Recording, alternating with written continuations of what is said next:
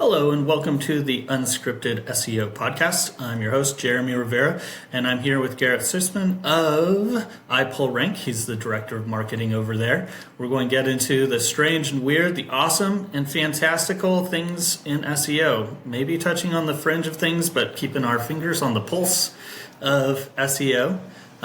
So, Garrett, what would you say you do here at iPullRank, and what have you been seeing recently? Well, Jeremy, thank you so much for having me. So I am the director of marketing at iPullRank. I work with Mike King, been here for the past 3.5 years. I feel like are on the forefront. Mike was the kind of one of the main architects behind the Google leak that came out in June, kind of peeling back the hood of what Google may or may not be doing with the algorithm.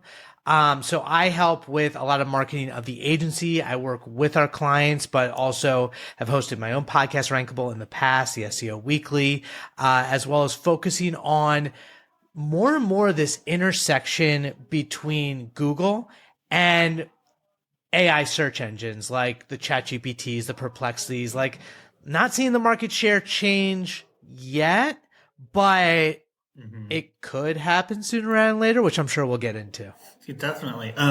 That's okay. So two deep paths to go down there, because I haven't had any good resources that actually have been close to the algorithm leak before. So, what two things did you pull out of that you actually took to the bank, took to your strategies, and said, okay, we learned this, we're doing X. We learned this, we're doing Y. Yeah, well, I think the big thing is experimentation, which is not different for SEO, because so much of SEO is really like, yeah, there's all these best practices out there. There's all these recommendations from things people learn from like Rand Fishkin from 12, 14 years ago.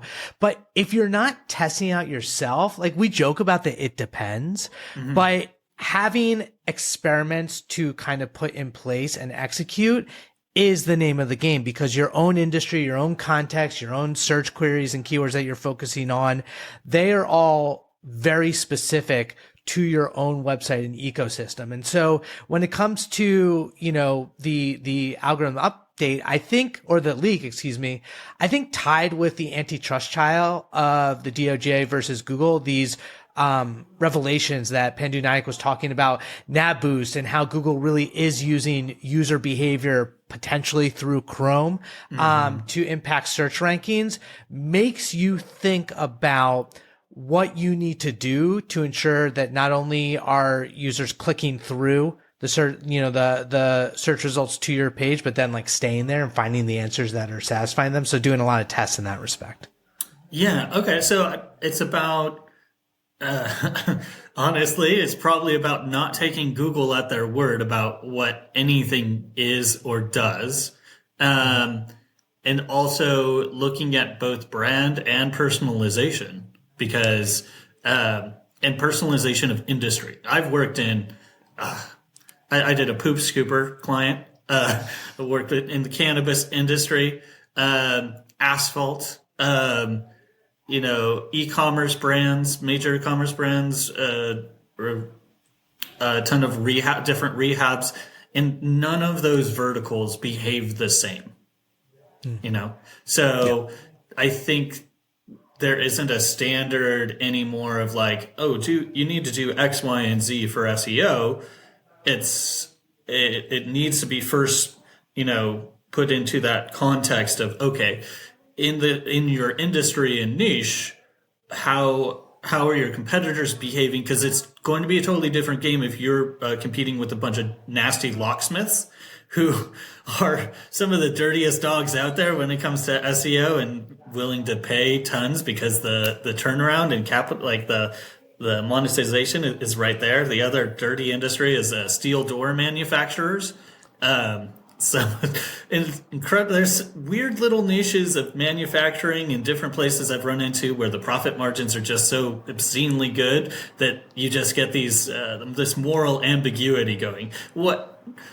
What's your most morally ambiguous niche you've worked in, and how do you approach industry personalization, we'll call that, or industrialization, like industry-based focus as you take on new clients as a large agency.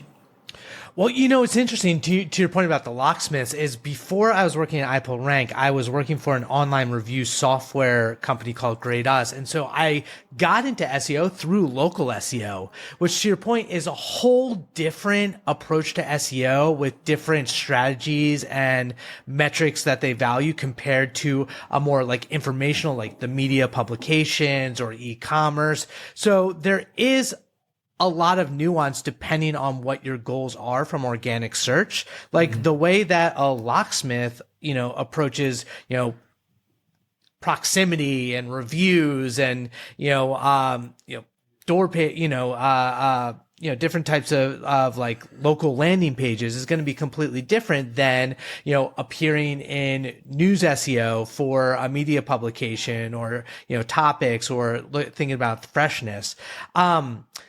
It's funny. I haven't worked in any sort of morally ambiguous types of industries, and not because I don't want to. Like, don't get me wrong. I would love to work with, some shady companies or industries. I won't name any to call anyone out, but, I think at iPullRank, because we work at enterprises, Lily Ray talks about this a lot. There's a lot less, there's a lot more risk adversity. Yeah. Where you really can't afford to do anything that is, breaks SEO guidelines because you're thinking long term. And even with the last 18 months of the HCU, helpful content update and AI overviews, there's a lot of instability and volatility across all brands, although brands continue to get elevated more and more in the search results. So it's interesting, like how the way that we approach SEO, I think, is changing, but the fundamentals are still the same. The more things change, the more they stay the same. I think there are aspects of that are true.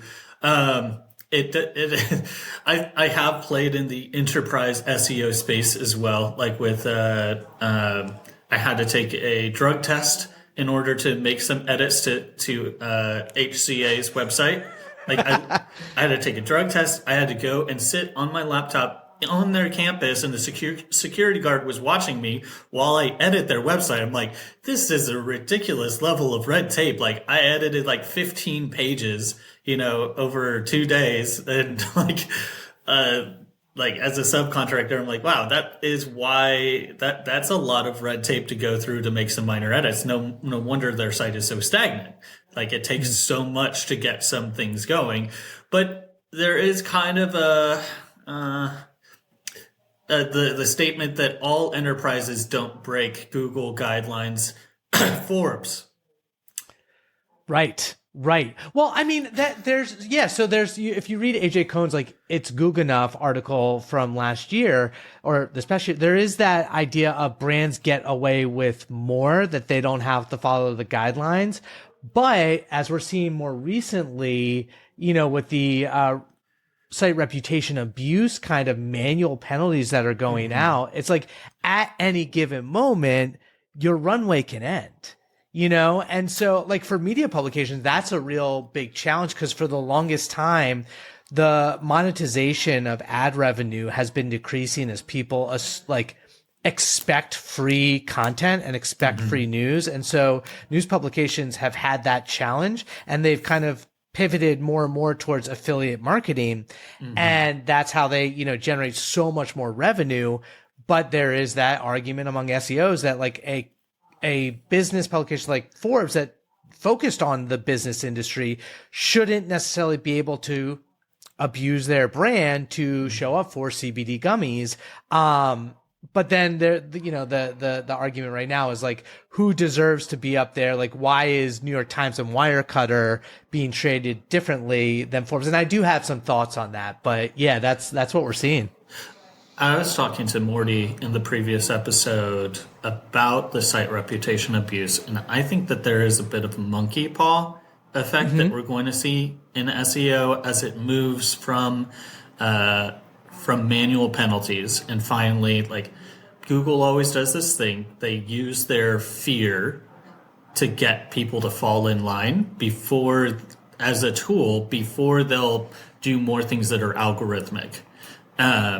We've seen this with multiple different aspects of SEO. Like when we had tremendous success with guest posting, they came in and, slapped a few people around and said, no, guest posting bad.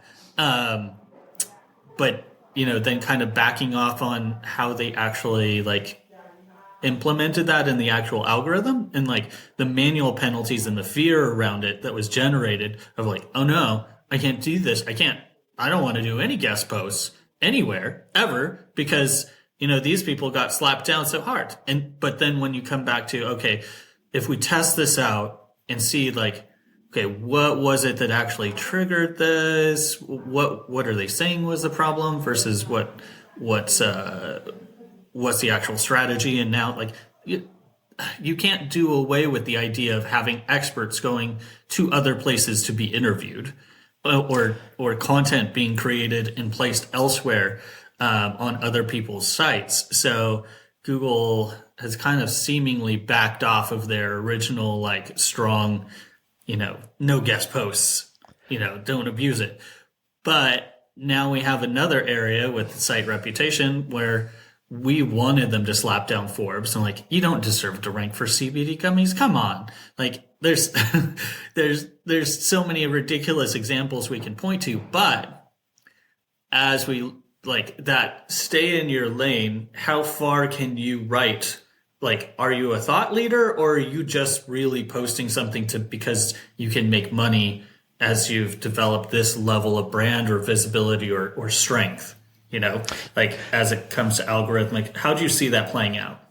Well, I have mixed feelings on the fundamental issue, which is, first off, you always got to look at what Google is incentivizing, right? Google incentivizes boring copycat content. If you are too outside the realm of the mainstream, are you going to appeal to the largest swath of users? And I think sometimes we forget as SEOs of what people feel like they're entitled to because they think they're the best versus what people searching actually like. This came up with Reddit, people being frustrated with Reddit surfacing at the top of so many different search results and them, jumping to 500 million keywords that they're ranking for. Whereas there are a lot of times where Reddit results are what people want. Same thing with AI overviews. We're so quick to criticize these kind of crappy summaries that are generated by AI, but Sundar Pichai is saying that's what people like. And it's easy to be skeptical of what Google says, but the average non-SEO, non-marketer might actually find that more rewarding. And so I know as SEOs, we joke about how Forbes deserve to get, not ranked for CBD gummies because it's not in their topical sort of wheelhouse. And yet I find myself looking at the different results in the top 10. And the reality is a site like Forbes has a ton of money and resources to produce good content. It might not be the best content, but it's actually better than a lot of the other stuff out there. And so regardless of whether or not they topically deserve to be the definitive niche experts, if their content is better than the niche experts, then why should they be penalized? There is that. Somebody posted on Blue Sky last week and they're okay, Google's broken, Reddit's broken. Can you tell me audio equipment, what's actually good, and why are results for it so bad?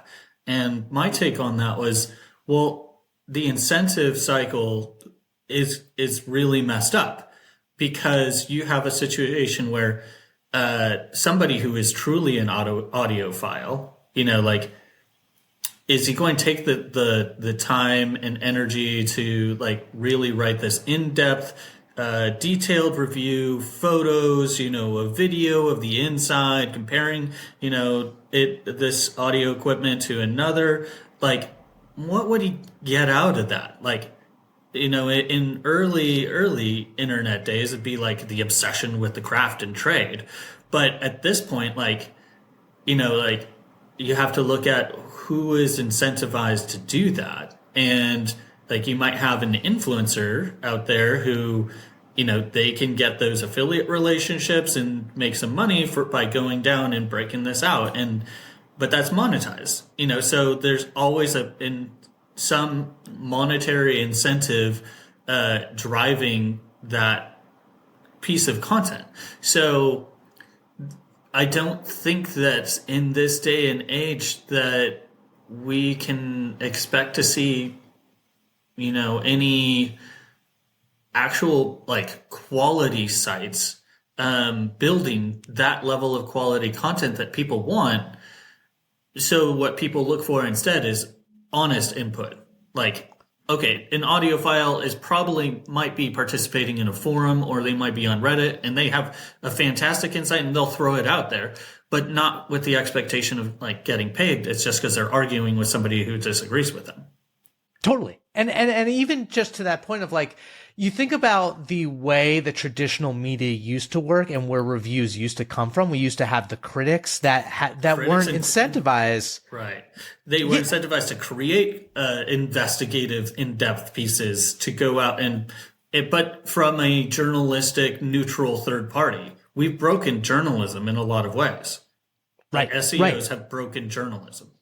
Exactly. And you see it like, when you have, whether it's a niche blogger or even the big, folks like the Wirecutters, like you can tell it's so affiliate driven and you don't know if they're giving the best result. The other aspect of it is sometimes, and you point this out with Reddit, is like not in the audio file, but sometimes you don't want the expert opinion. Like sometimes you want who's the person like me that I'm not an audiophile, but like I need good headphones. Who's another, 40-something marketer dad who, is just using his headphones doing podcasts and whatnot. Like, I was joking with my wife and she's like, you should make a website that's like okay recipes. Not like there's so many like best recipes out there.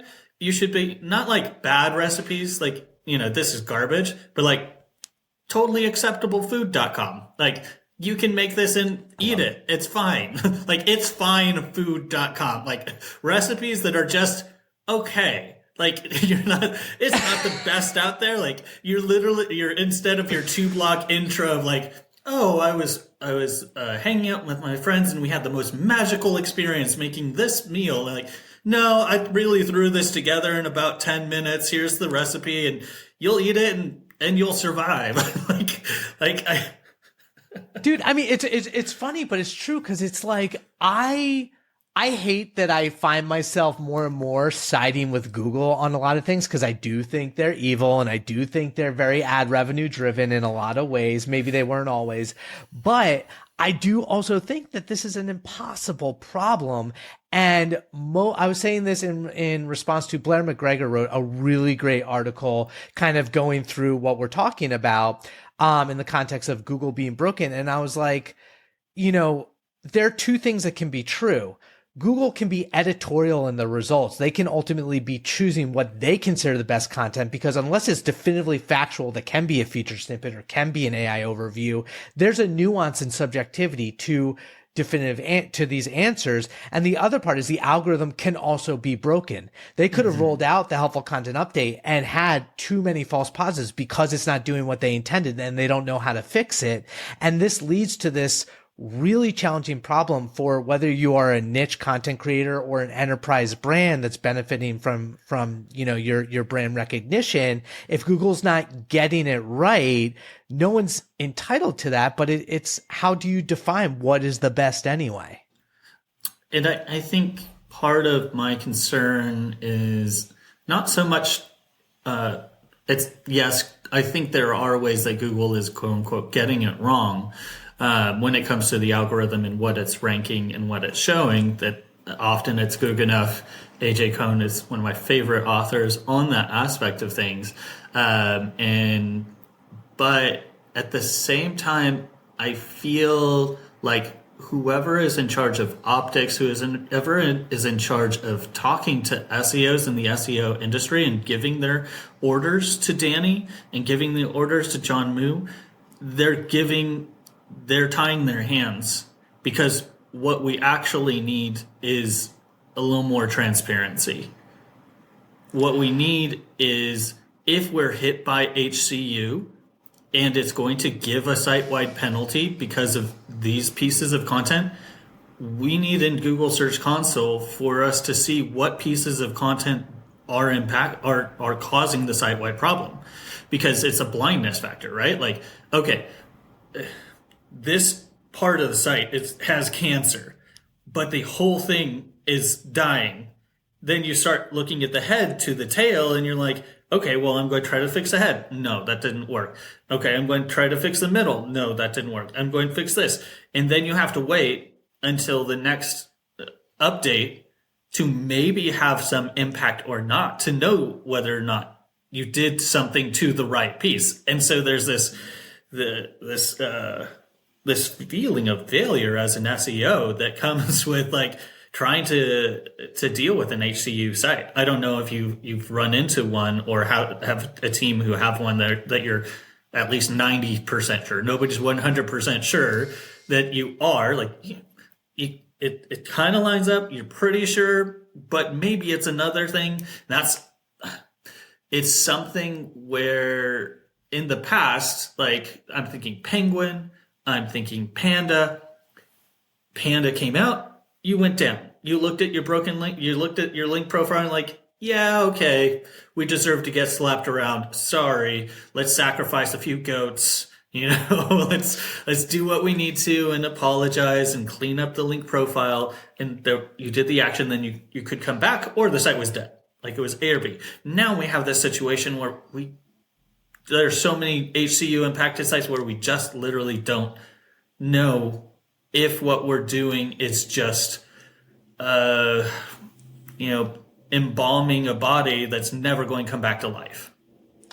I mean, so this leads to another like kind of philosophical challenge of which I hate to say, like, on the side of Google is like, there's that line, and I know John Mueller and Danny deal with this all the time, is like every little thing they say can be taken as gospel and definitive. And so our jobs as SEOs is to reverse engineer Google, right? To figure it out, whether or not we are actually, I mean, yes, there are good people out there who want to provide good content and make the internet a better place, but like a lot of people are revenue focused or money focused. And for the good moralistic people out there, there's going to be 10, 100 other people who are just trying to game the system, optimize, manipulate to, get on top regardless.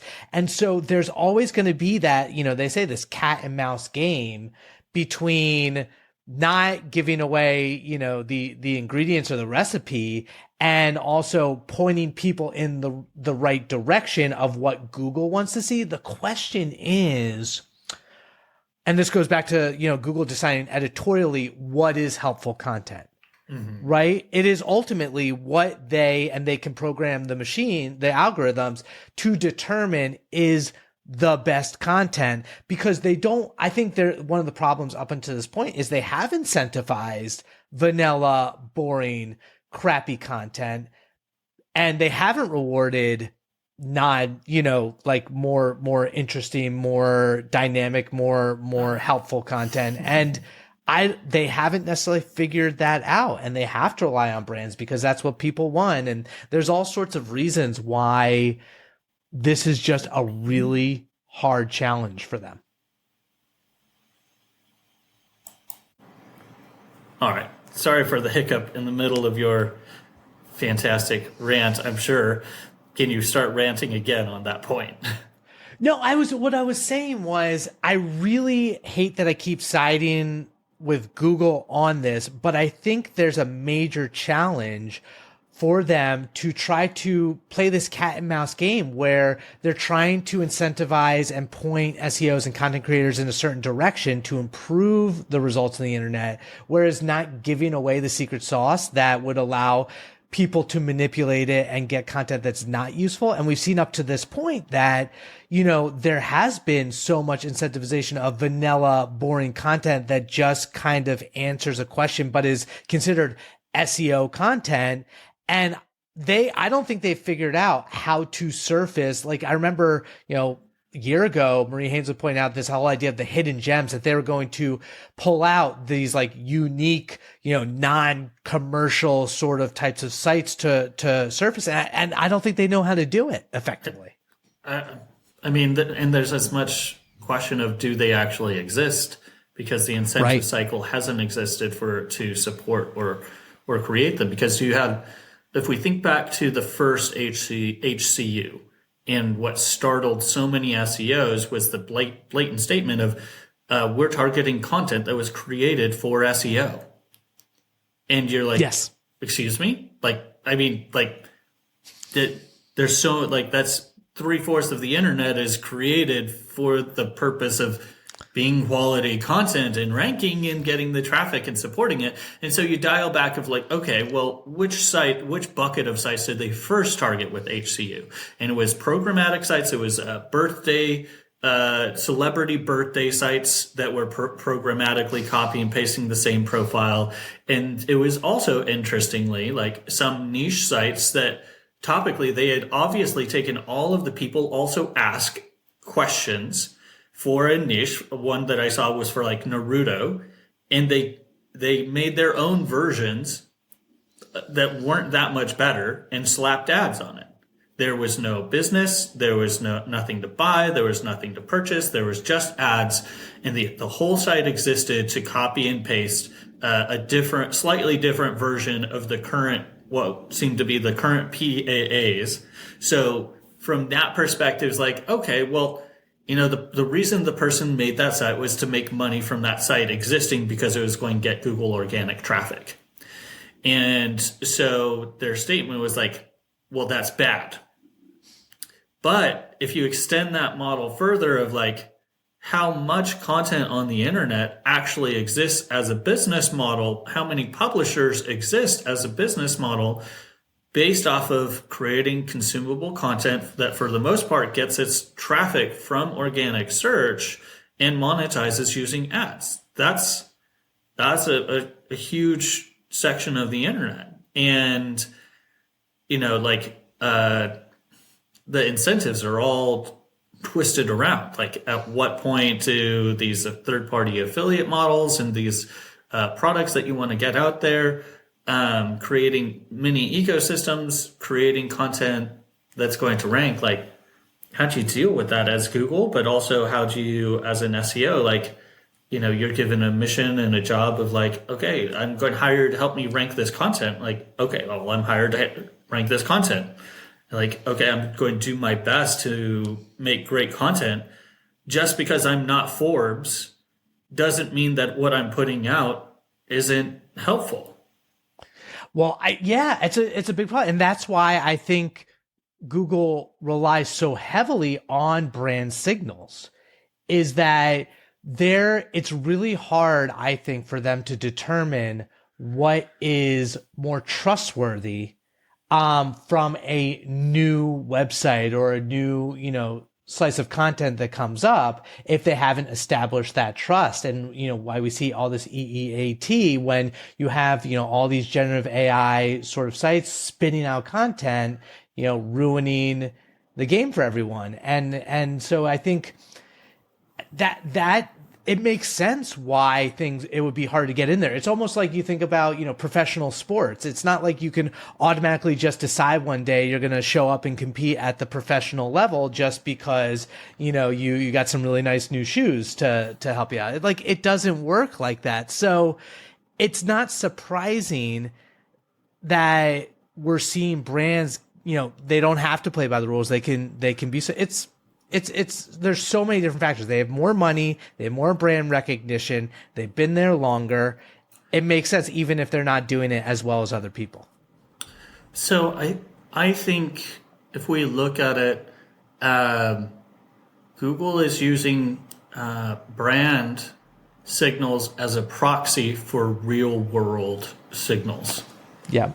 They're using that as a proxy because it used to be that links, like PageRank, the reason why it differentiated in 1998 from Alta Vista is because at that time, all of the links that were being created, there was no incentive for content to be out there that was giving links to other things that weren't actually, journalistically related to each other, or there's an enthusiast sending this link. So now Google is looking at it, and SEOs looked at rank signals and link signals and cranked things up to 11. And so I think from a unbranded anchor link perspective, a lot of the work, a lot of the PBNs that SEOs have created over the years have really shown Google, hey, you need a cleaner signal as a proxy for authority than just relying on links. I think what they've done is amplify the value of branded links and amplify the value of branded search. So clicks, actually branded search and clicks as a proxy. So if you're doing and you can see this effect if you have any company that does a popular event and they get a boost of branded search. Like I worked with a no-name brand called Innovar, and they do office rebuilding, or they redesign offices. They're a furniture dealer or whatever. And I did all of the solid SEO stuff first. And they're like, it's taking too long. We're not really seeing the outcome and impact. I'm like, month 3, gotten great links, non-branded links from all of these genuine different sources. They're like, well, we're going to stop this and we're going to run some TV ads. I'm like, okay, well, if you need me again, let me know. And I just looked at their profile after the TV ads, and their branded search went up, doubled. And then their non-branded search then went up in the following month. And so that gives me a context and clue of okay, well, that those TV ads led to branded searches for what they do, which led to Google seeing and giving them trust as a brand. And then all of the SEO work, foundation work that I did then started paying off. So it's I think brand and branded query search is starting to become an important signal that SEOs need to optimize for. And that means doing real world stuff. That means, organizing trash cleanups. That means going on podcasts. That means hosting webinars, doing events, running audio ads elsewhere where people have to search for your brand afterwards. I think it was Rand Fishkin who said that actually you should expect more out of your dark social efforts. TikTok is not optimized for links. People hear a TikTok video and they hear the mention of a name or a brand. There's no link to click. You got to Google that stuff. So the R signal ratio of what we're looking for as SEOs is starting to shift. Getting an influencer to name drop your brand can obviously have as much of an SEO impact as it does a potential traffic impact. Yeah, no, it's obviously we're speculating here, but it makes so much sense as to why that would be the case, especially in addition to that, what we were saying earlier about the user signals and user behavior, clicking through and going, clicking on the search rankings. And you would also anticipate a more recognizable brand in the search results is more likely to be clicked on. And that would then give the more signals that should be ranking higher in the search results as well. So it's this cycle of, real world popularity with engagement on the actual search results with the high quality content that a lot of these bigger brands that have the resources are putting out. It makes sense that they would rise to the top across the board. How do you think that might play out as we see the rise of Perplexity, LLM-based search engines? I know, again, Rand Fishkin, he's been doing a lot of good stuff over at SparkToro. His white paper or whiteboard Friday on it was that you can ask these LLM models, okay, what is the best sous chef in Seattle? And then once they do, say, what sources did you use to determine that? Like, and they'll tell you. Unlike Google, they'll actually tell you and say, hey, I was referencing this article that I read and this article and from this newspaper. And like, okay, well, that's PR and link building, and looking for like those opportunities for them to have held a dinner honoring those sous chefs, and getting your chef out there to be celebrated. So is it just that we need to think about digital PR, that we need to think about the other parts of businesses and their marketing teams and not silo ourselves off into a corner staring at our SEMrush numbers, saying, oh, this volume's higher, we need to do this, instead saying, okay, let's get the marketing team together and what are the efforts, all of the marketing efforts that are going out there, and how do we leverage those? Or, for us, that's easy to say at an enterprise level, but like, what does that look like for small businesses that don't have a big team? Right. I think so. When you bring AI search channels into the conversation, I think that is a whole different, like, future looking aspect of things, which I personally find fascinating. So I've been working with this brand monitoring AI search software called Profound. And they're looking at ChatGPT, Perplexity, Copilot in terms of the visibilities of brands.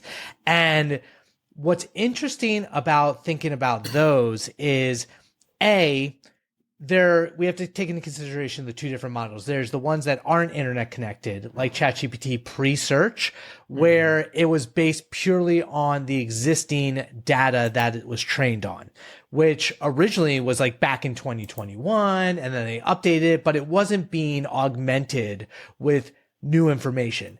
Now you have Perplexity and Search ChatGPT, which actually does connect to the internet using retrieval augmented generation, check for results on the internet, and then integrate that into their answers. What makes it really challenging for SEOs is that the nature of search through AI search channels isn't going to be the head level keywords that we're used to. It's much more going to be natural language searches, which lead to more granularity that won't have the same sort of search volume. So you almost need to think about your visibility at a topic level as opposed to a keyword level. Okay. Just expand on that a little bit. Yeah. So think about if I'm having a conversation with ChatGPT and I feel comfortable asking about, what are the best toys for my toddler for Black Friday? I'm not necessarily going to just say, Black Friday toys toddler, the way that we're used to. I'm going to say, hey, I've got a little girl. She's, 2.5 years old. She's really into Sesame Street right now. I want some educational toy that you recommend. What do you think? That's a query that no one's ever going to do again, right? Like that's a one and done. Yeah. And I feel like as we get more and more comfortable, this conversational search is going to change the way that we think about how we want to appear, how we want to be the recommended brand. Because in that case with Search GPT, it's not even using Google. It's for the most part, depending on Bing's index, to source where they're going to get their citations from and what they recommend and the publishers there. So it's a completely different ecosystem, even though, it's still a search engine. That's true. I just wonder how many Bing employees, if they ever hear this, are like, "Yay, we got mentioned! It's our time to shine." Well, I would say for everyone to hold their horses on the market impact, because Google still has 90% of market share. And, I've seen Kevin Indig write about the idea of we could see some sort of exponential growth of ChatGPT usage, and people are starting to see, attribution to ChatGPT and analytics that people found them that way. But it hasn't happened yet, people aren't using that technology as the default for their search in 2024. Now, it could be the next 6 months, a year, it could be 5 years from now. I think it'll inevitably like replace the standard way we think about search, but it's not tomorrow. Isn't it funny though that like, how long has Siri been on the market? For 7, 8 years, if not more than that. 10, 15. But like, but there's such a chasm between Siri responses and ChatGPT search results. Yes, absolutely. Well, they're fundamentally different architecture until Google the folks who created the transformer technology at Google, like when they were working at Google before they moved to AI, it wasn't that sort of neural networks that they were building that allowed you to have this satisfying conversational search that could produce the results that we're seeing now from ChatGPT or the other LLMs compared to like Siri. Like Siri was still like very basic and couldn't interact with other like tools within the Apple ecosystem. So it's very limited. And frustrating. It was frustrating. It still is frustrating, and it makes you wonder, like, how intentional it was for it to remain frustrating. As we look at Google's, making strategic monopoly plays to keep its dominance. How much has that aspect of what's the most common interface for people to use now to access the internet? It's your phone. Like the majority of people access the internet through the phone, and we have speech capability. We have an interface built into the device, but still we see so much more growth in value and depth with what GPT search, Claude, and others have been able to make something that's much less frustrating. And I wonder if Google intentionally stunted that to push people to continue to do more traditional searches. Yeah, I mean, it's a very fascinating narrative timeline. I did a lot of research, wrote about the DOJ antitrust trial and how one of the big cases or the big arguments from the government was that Google was able to establish and maintain its monopoly based on being the default search engine across browsers, hardware manufacturers, and then their own like Android devices. They have their deal with Apple where they pay Apple, billions of dollars to be the default search engine on Apple devices. Same with Samsung. And so to your point, yeah, and they also benefit to improve the product by the data they get from having so many more searches. Like they have 17 years worth of more like search data than Bing. And that allows them to make their search engine significantly a better experience. It wasn't until Samsung started to discuss the emergence of ChatGPT and then Samsung's decision to potentially break that deal that Google really started to move fast with Bard, which became Gemini, which was AI overviews, to like accelerate that AI visual integration. Because you got to remember that Google was using AI driven machine learning algorithms under the hood with Mom and Palm 2 and whatnot. It just wasn't the whole AI natural language processing conversational aspect of it that showed up until ChatGPT like forced their hand.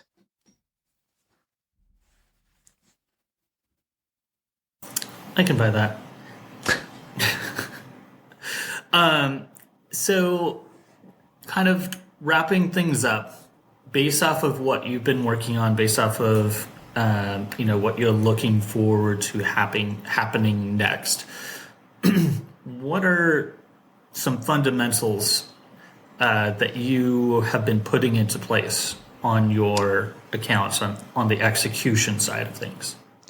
Well, as we were talking about at the beginning, the more things change, the more they stay the same. I still believe that a lot of the fundamentals of audience-driven content that's optimized for search engines with like various different structures and schema to be able to easily understood by machines is the best process, including, expertise and experience, like really, using a lot of Google's guidelines.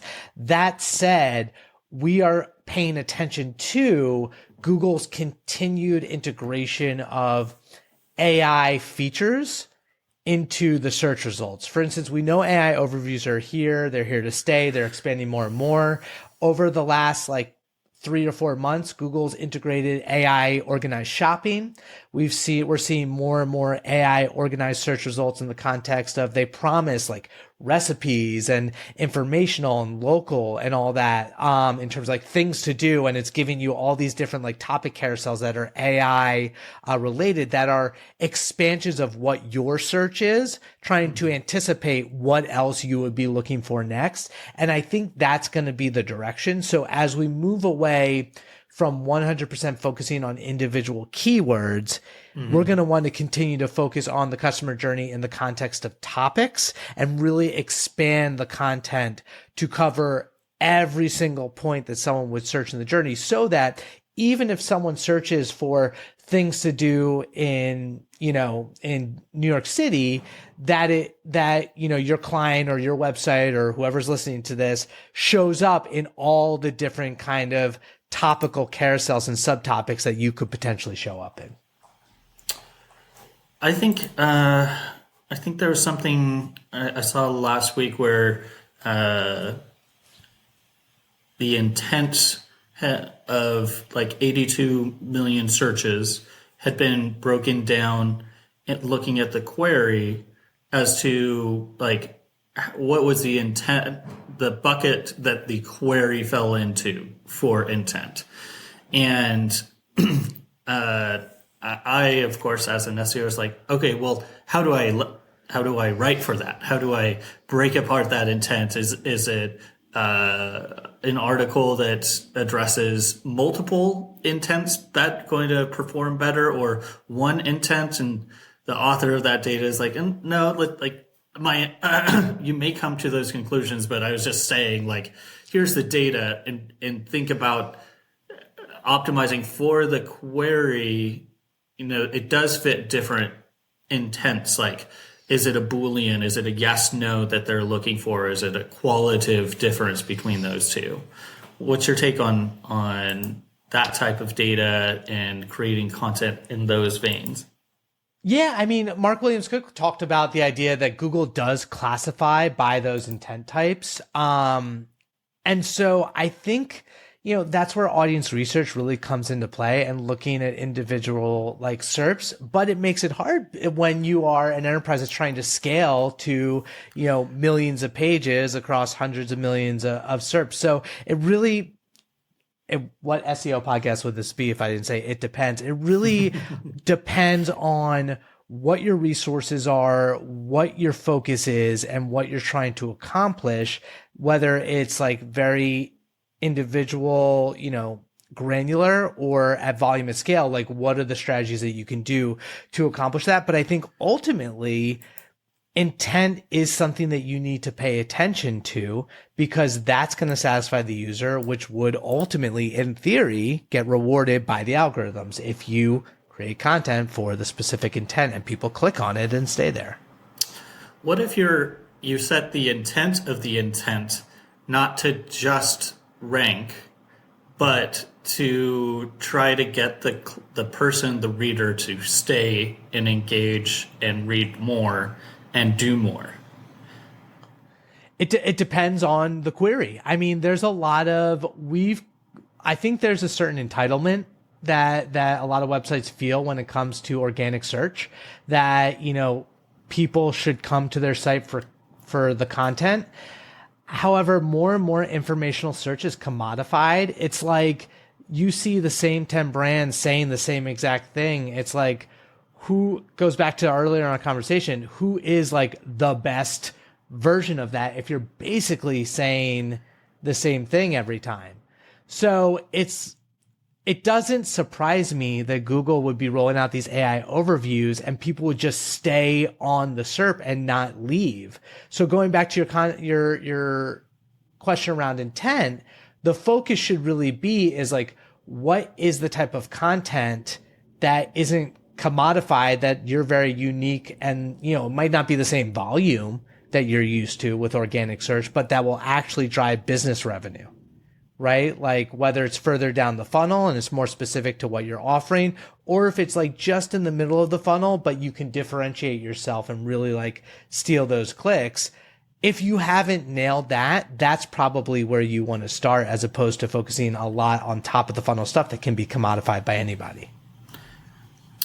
Part of my heart is like, do we as SEOs have to step back and say, how much of my heart is in the process of creating content with the purpose of getting it to rank